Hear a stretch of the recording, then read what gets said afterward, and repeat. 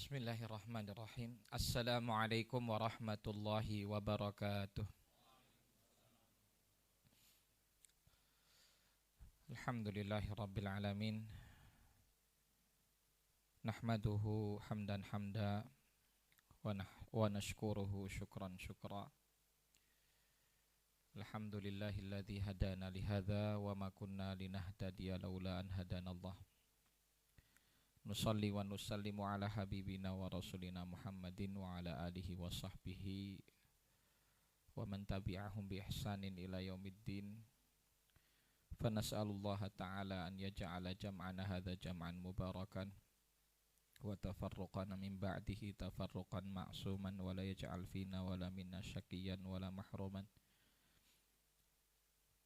Kama nas'aluhu subhanahu wa ta'ala an yufaqihana fid din wa yaftaha lana futuhal arifin wa yarzuqana al-ikhlasa fil aqwali wal a'mal. Allahumma amin. Yang kami hormati Bapak Bejoriansyah selaku pembina Yayasan SMC. Kemudian juga yang kami hormati segenap pengurus Yayasan SMC, baik di pembina atau pengawas yayasannya, ketua, pengurus harian, dan seksi-seksi yang tergabung di yayasan. Yang kami hormati Al-Ustadz Sultan sebagai mudir Ma'had Darul Falah, dan seluruh yang hadir di sini, ikhwan dan akhwat rahimani wa rahimakumullah. Alhamdulillah, sore hari ini di cuaca yang terang tapi tidak panas, Masya Allah, kita bersyukur sekali bisa bermajlis di ruang terbuka ini, di ma'had kita, tempat kita berjuang, tempat kita merintis satu asa untuk kebaikan dan kebangkitan umat, tempat kita meniti perjuangan mengumpulkan bekal amal soleh kita menghadap Allah Subhanahu wa ta'ala. Dan memang kalau kita mengevaluasi umur yang sudah kita lewati dan yang masih tersisa, pertanyaannya adalah amalan apa yang kira-kira paling efektif, efisien, yang bisa kita lakukan untuk mendatangkan bekal yang paling baik menghadap Allah Subhanahu wa ta'ala. Atau dengan bahasa lain, amalan apa kira-kira yang bisa kita lakukan yang bisa mendatangkan rahmat Allah Subhanahu wa ta'ala bagi kita di akhirat kelak. Ya, karena sekian waktu yang sudah kita lewati ini cepat sekali berlalu. Kita nggak ngerti kapan kita menghadap Allah Subhanahu wa ta'ala dan dengan apa kita menghadap Allah Subhanahu wa ta'ala. Sedikit ibrah yang penting kami sampaikan di majelis ini. Kejadian pertengahan Syawal kemarin, kami di Yayasan Pondok Pesantren Salman Al Farisi mengadakan halal bihalal tanggal 19 tanggal 19 Syawal, ya kalau nggak salah tepatnya hari hari Selasa, ya, hari Selasa kami mengadakan halal bihalal di Tebar Salam. Di antara momen yang kami adakan waktu itu di acara Halal Bihalal adalah pemberian SK, surat keputusan tugas kepada beberapa asatidzah. Salah satu yang kemudian dipanggil di situ ada nama beliau Ustadz Widiarto, ditunjuk sebagai kepala bidang Ziswaf, zakat, infak, sodakoh, dan wakaf.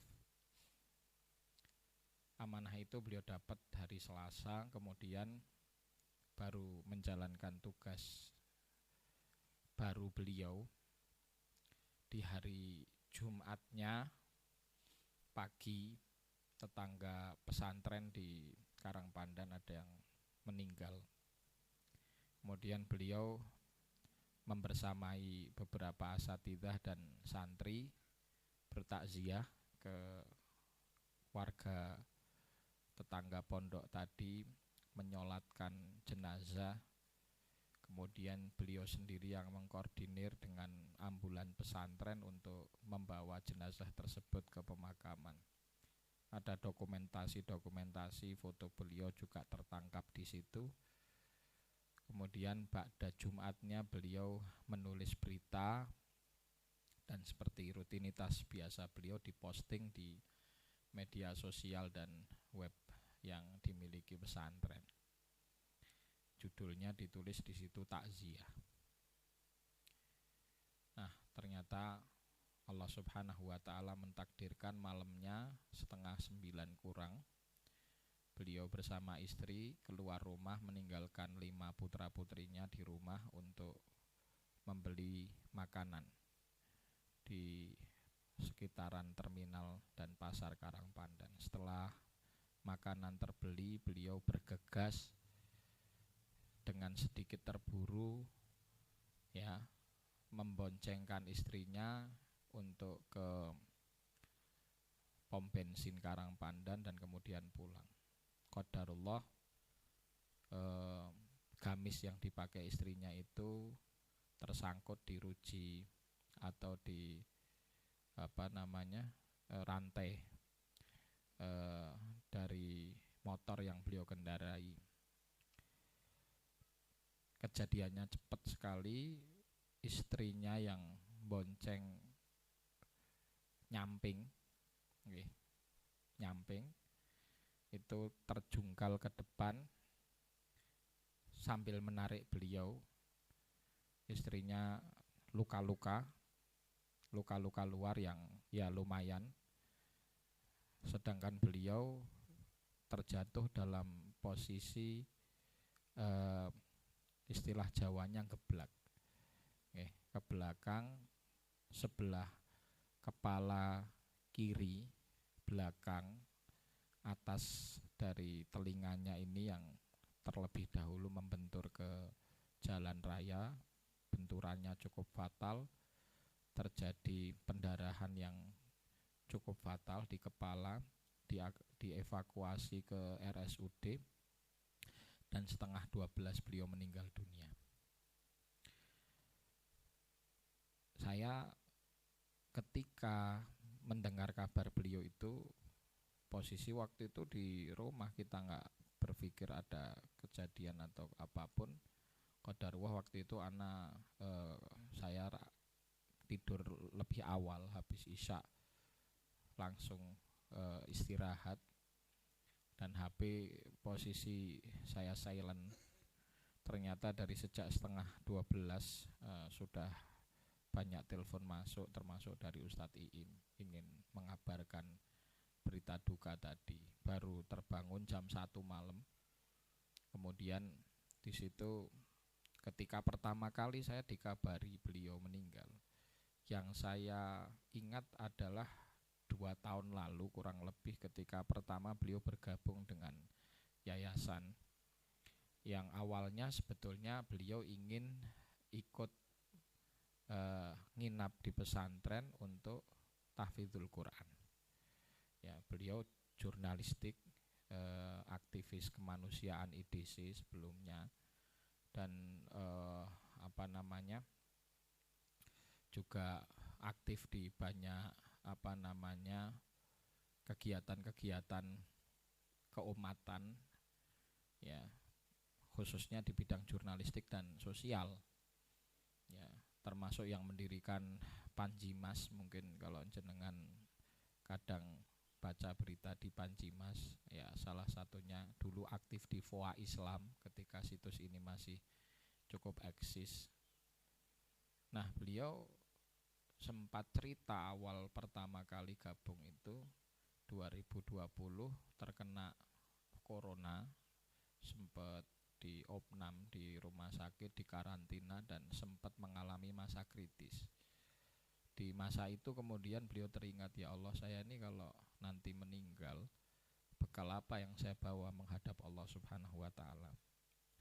Maka dari situ beliau terdorong untuk uzlah, istilahnya, meninggalkan hiruk pikuk ibu kota dan ke kampung, ke Karanganyar sini, ingin betul-betul mendekatkan diri kepada Allah Subhanahu wa Ta'ala, pengen mencari bekal yang sifatnya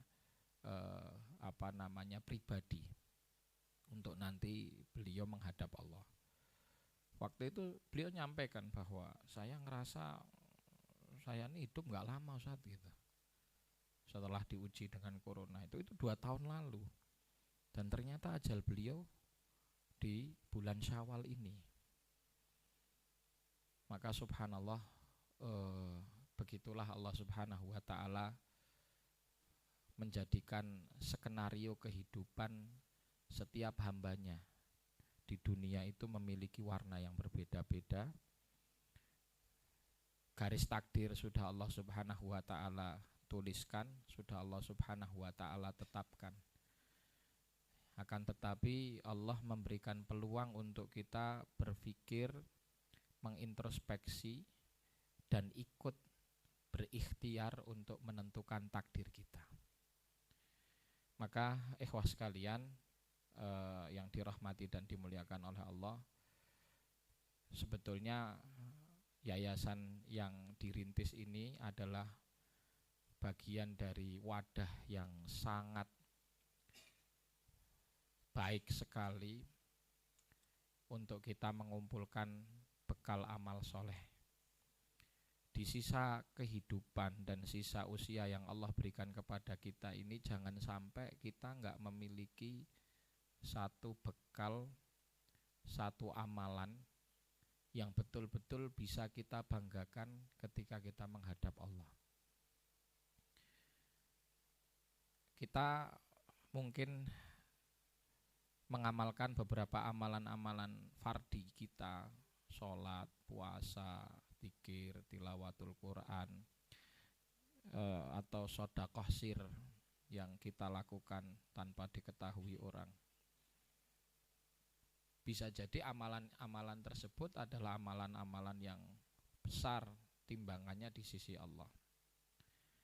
Tapi siapa yang menjamin bahwa amalan-amalan tadi itu pasti diterima? Amalan-amalan tadi itu benar-benar bersih dari pembatal-pembatalnya. Ada riya, ada ujub, ada sum'ah, dan begitu banyak pembatal amalan lain. Ya. Kemudian kita juga bisa jadi memiliki sekian banyak kesalahan-kesalahan, kedoliman-kedoliman, dosa-dosa yang kita lakukan yang berpotensi menggerogoti pahala yang sudah kita kumpulkan. Maka ketika batas usia kita hidup di dunia ini sudah habis, ya, hampir-hampir bekal yang terbatas tadi dan belum menjamin diterimanya amalan tadi di sisi Allah Subhanahu wa Ta'ala, ditambah dengan potensi berkurang karena digrogoti kesalahan kita sendiri, dosa kita sendiri. Apakah masih yakin dengan apa yang kita miliki, apa yang kita bawa bisa mendatangkan rahmat kasih sayang Allah bagi kita di akhirat?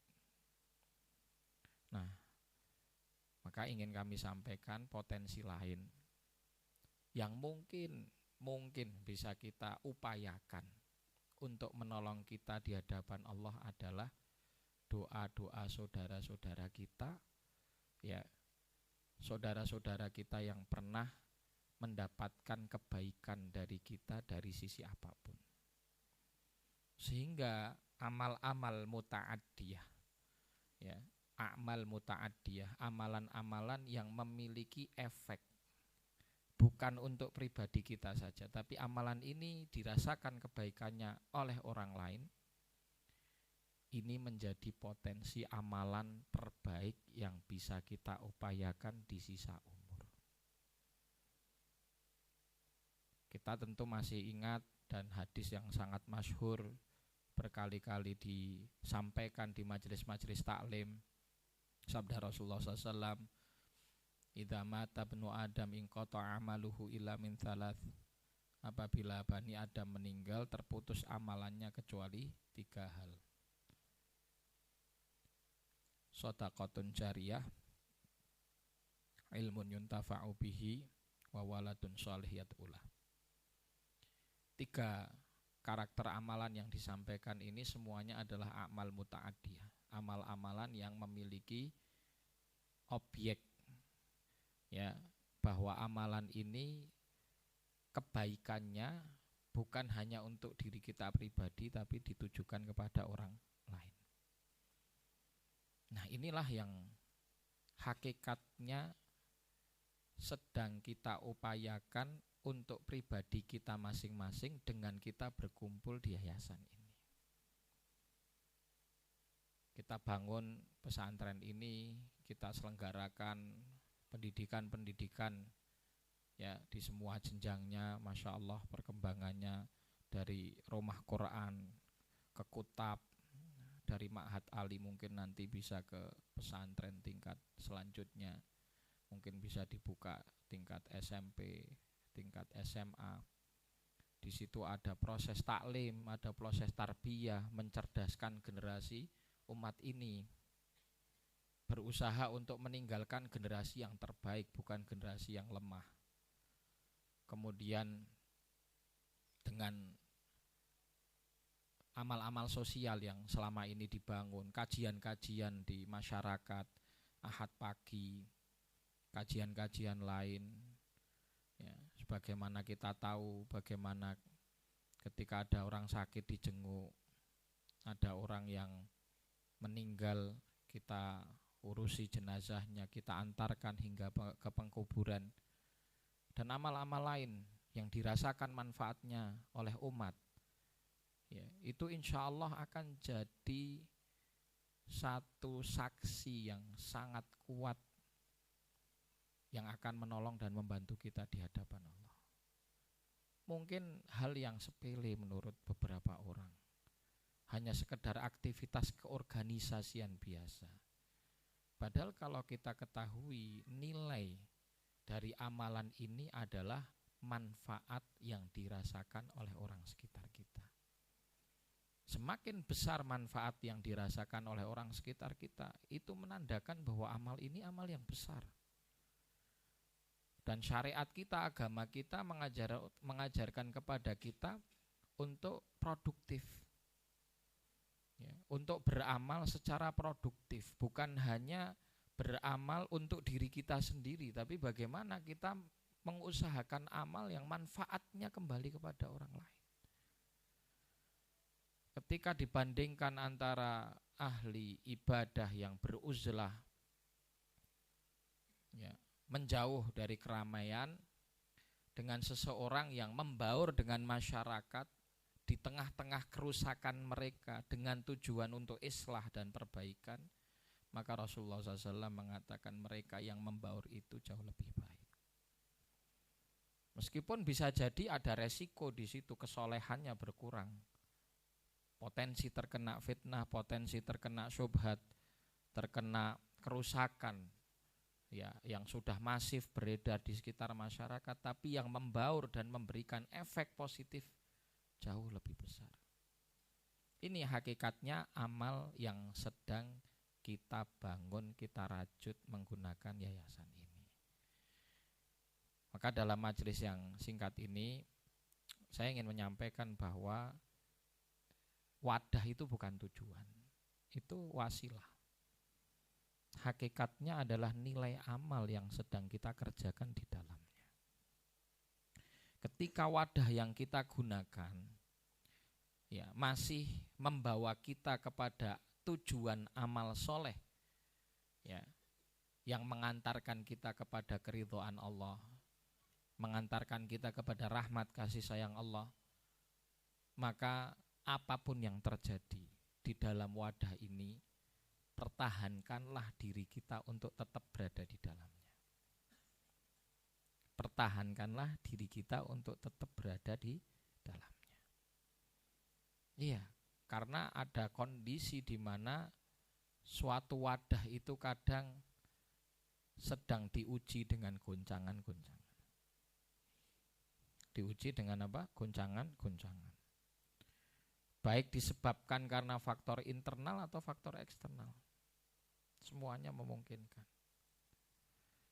Tapi yakinlah bahwa selama niat seseorang itu jujur, niat seseorang itu ikhlas, ya, keberadaan dia di wadah itu bukan untuk mencari sesuatu yang lain, hanya ingin mendapatkan ridho dan kasih sayang Allah di dalamnya, maka Allah pasti akan menyelamatkannya.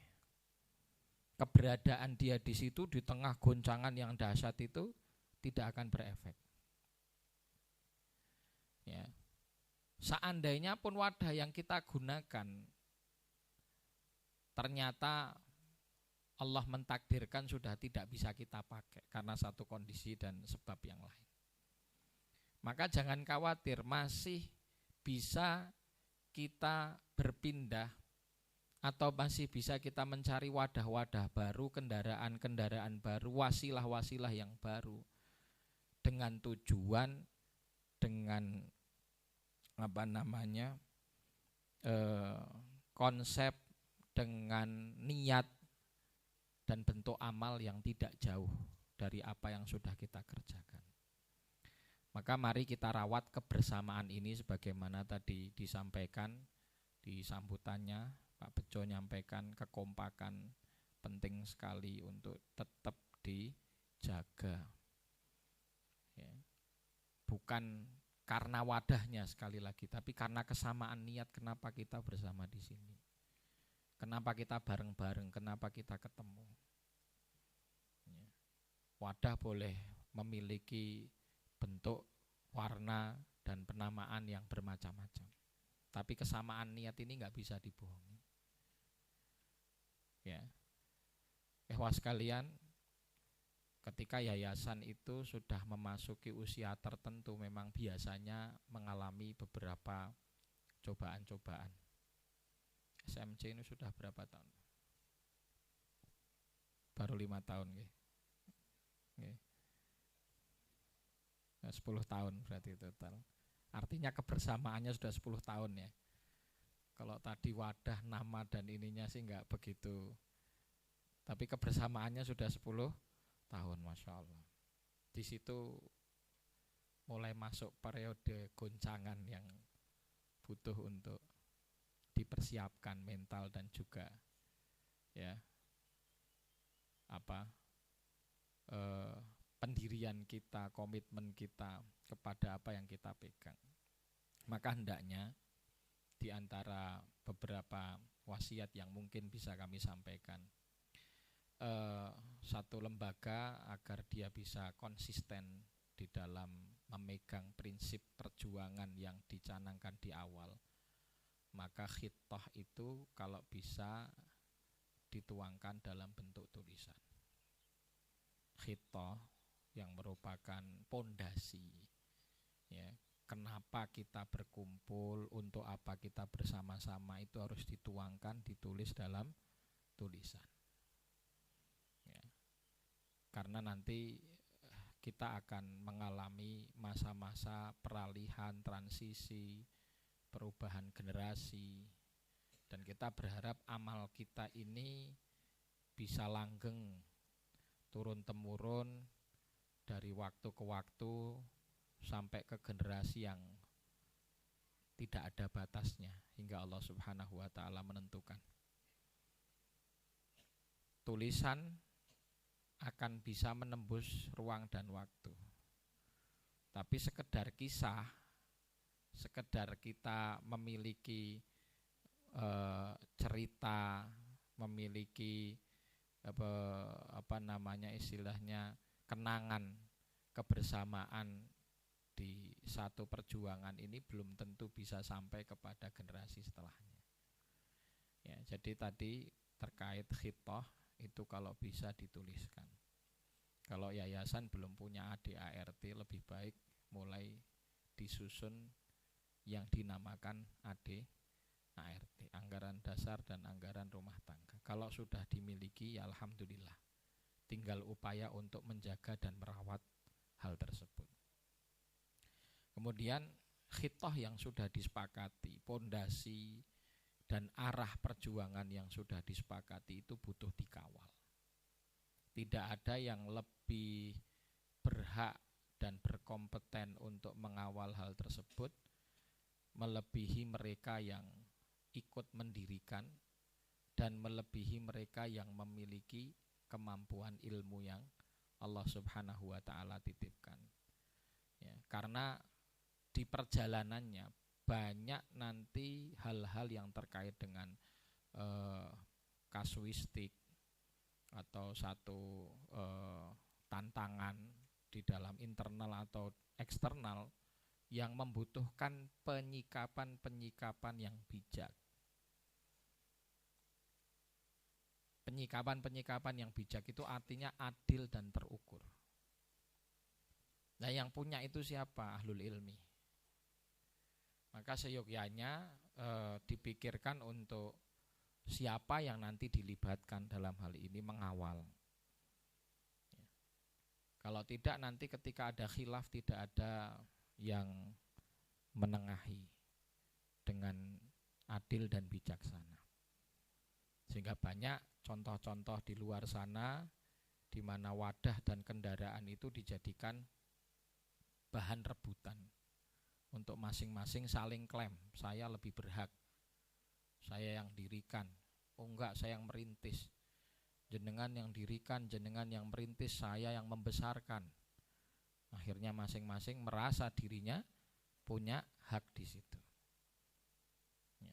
Pengawalan ahlul ilmi ini penting, dan lebih baik lagi apabila bersifat kolektif, bukan personal.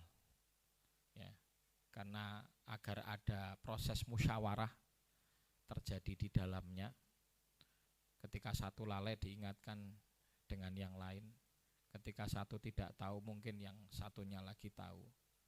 Itu akan menambah keberkahan daripada terwujudnya lembaga tadi karena dibangun di atas asas musyawarah. Setelah itu ADART yang tertulis, kemudian adanya ahlul ilmi yang mengawal perjalanan dari lembaga ini. Penting juga untuk diadakan kembali muhasabah secara total. Apa yang sudah kita kerjakan, apa yang sudah kita lakukan, sekarang kita berada di titik mana, mau kemana. Biasanya proses berjalannya satu lembaga itu juga banyak yang bergabung ya di tengah jalan, orang-orang baru yang mungkin belum tahu, belum mengerti. Awalnya dulu tuh obrolannya mau kemana toh gitu. Ya butuh kemudian direview ulang. Awal mula titik perjuangannya di mana, mungkin musyawarah awal di rumah Bapak Fulan.